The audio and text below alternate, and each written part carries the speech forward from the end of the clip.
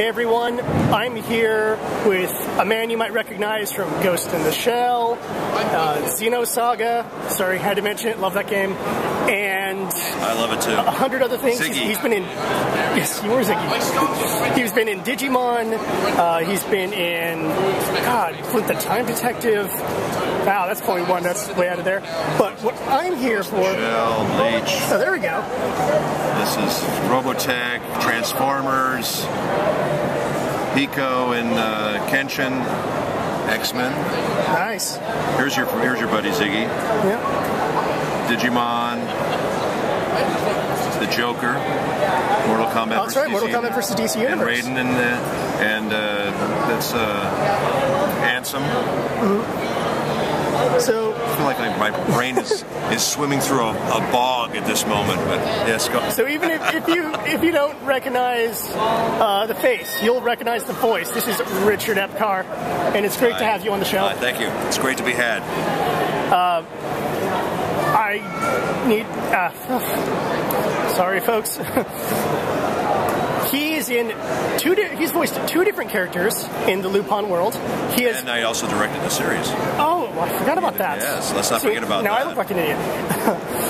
So obviously I have about 100 questions for you. All right. Let's go to the old school. The first time you voiced a character in Lupin, as far as I can tell, which was Goemon, in my favorite Lupin product ever, Castle Cagliostro. Yeah, that was a nice one. I was kind of hoping, to be honest with you, that we would be able to redub that for some reason, because I loved our cast so much from the series, and I was kind of hoping we could go back and do that. We did a few of the movies. We did like Mamo and a few of the other movies which we got to dub.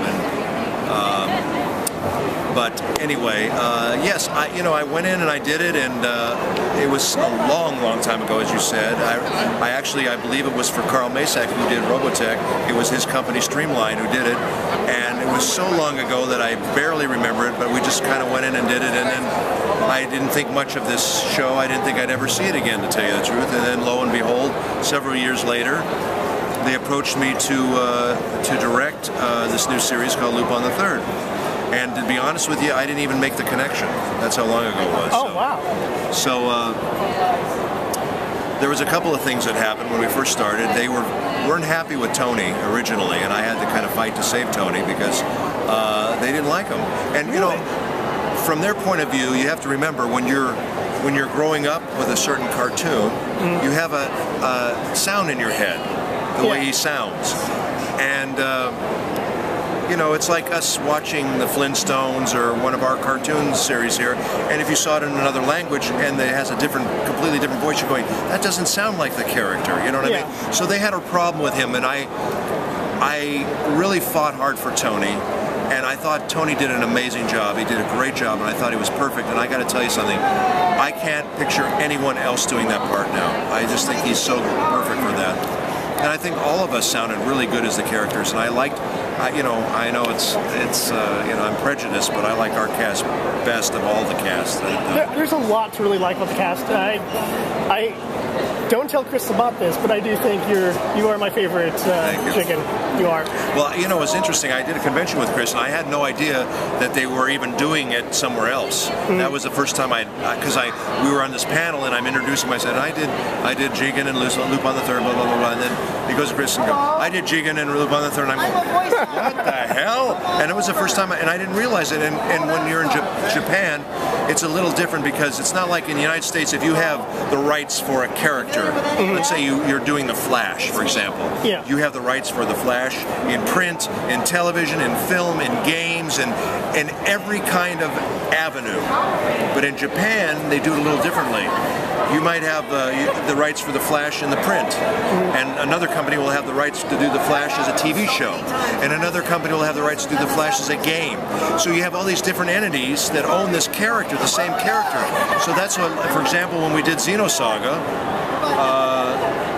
and I did Ziggurat 8 in that, there's another company that owned the series. So they did the series in Texas with a different cast. Yes, I remember that. Which I was very heartbroken about because I wanted to play Ziggy in that series. I like my original team. Yeah, thank you, me too. But anyway, you know, it wasn't meant to be, and what are you going to do? But I'm just saying it's interesting. They do things a little differently than we do, and that's what happened with Lupin. Lupin, there's a company that owned the rights to the films and the rights to the games and the rights to the TV show. So Pioneer, as you mentioned before, owned the rights in the North American market, but Pioneer was taken over by Geneon, or they were the same company, but they eventually went belly up too, unfortunately, and or they discontinued their entertainment division. I think they're part of a electronic company in Japan, and that's basically what they've stuck to doing. So it's sad. It kind of broke our hearts because we were starting to do another series of Lupin III. So and we kind of had to stop. The TV series you're in is the longest of all the TV series. There's, I believe, 155 episodes or something like that. But they still show the same 13 episodes on Cartoon Network. I've noticed that. Figure that out.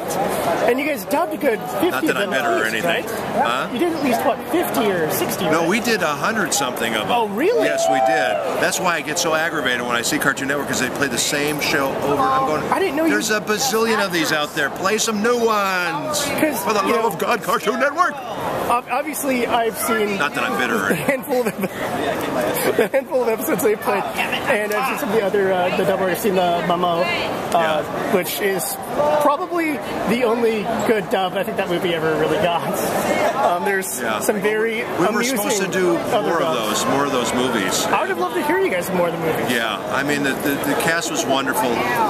Here's my dream. My dream is that they would do a new version of it with updated animation, and that we could update it, because they tried to update it when we did it, and because the animation looks so much like 70s animation, I don't know that it worked all the time. So I think it would be better to do a whole new series with Lupin. Wouldn't you guys like that whole new series with Lupin III? I've been with our group, with our cast doing that, especially that. And be directing it. As the director, you think you could just pull everyone back? You think you could just raise your hand up, come back here? Yes, if we got the show together, I absolutely could, and I would love to do it. You know, there's few projects that you really love, and you know, it's like a lot of it. You know, everybody goes, "Oh, you're a voice actor; it must be so much fun," and a lot of it is fun, but a lot of it becomes work after a while.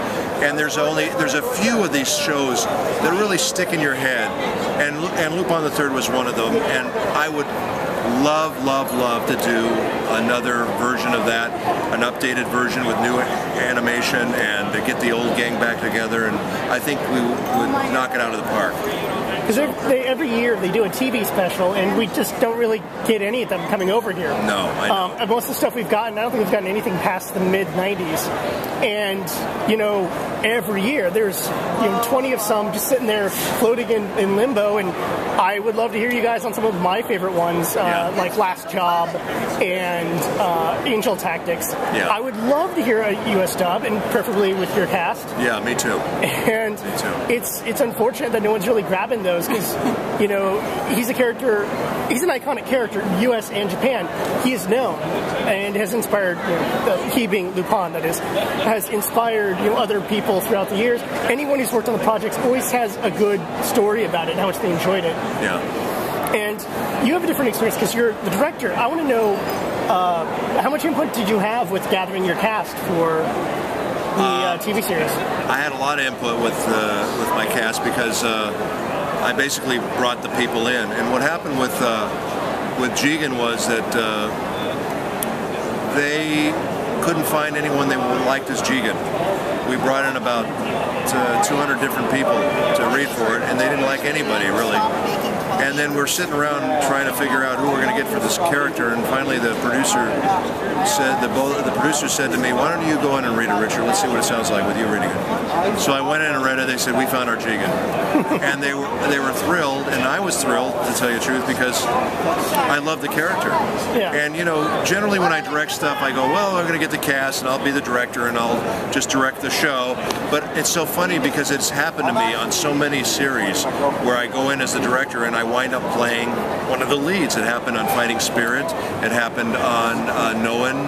It happened on a lot of these shows that I go in, and I'm not setting out to be one of the characters, but it just always kind of works out that way.